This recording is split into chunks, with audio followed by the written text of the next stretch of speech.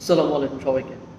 আপনারা হয়তো জেনে থাকবেন যে ইউকের যেই স্টাডি পারমিটগুলো দ্যাট মিনস ব্যাচেলর এবং আপনার হচ্ছে গিয়ে আ মা মাস্টার্স প্রোগ্রামে সেখানে কিন্তু মোটামুটি ভিসাটা গ্যারান্টিড থাকে।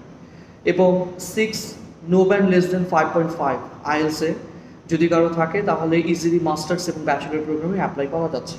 সেক্ষেত্রে আপনার ভিসার ক্ষেত্রে কোনো প্রবলেম হচ্ছে না। যদি আপনি মনে করেন যে IELTS দেওয়া আপনার জন্য একটু ডিফিকাল্ট হবে, Duolingo নামের একটা কোর্স আছে, যেটাতে আপনি মোটামুটি 100 বা 110 আনলেও আপনি ভালো কিছু ইউনিভার্সিটিতে এপ্লাই করতে পারবেন। সেই ক্ষেত্রেও ভিসার কোনো প্রবলেম হচ্ছে না।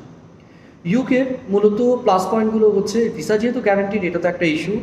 এখানে আপনার কোনো সোর্স অফ ফান্ডের ডকুমেন্ট দেখানো লাগে না।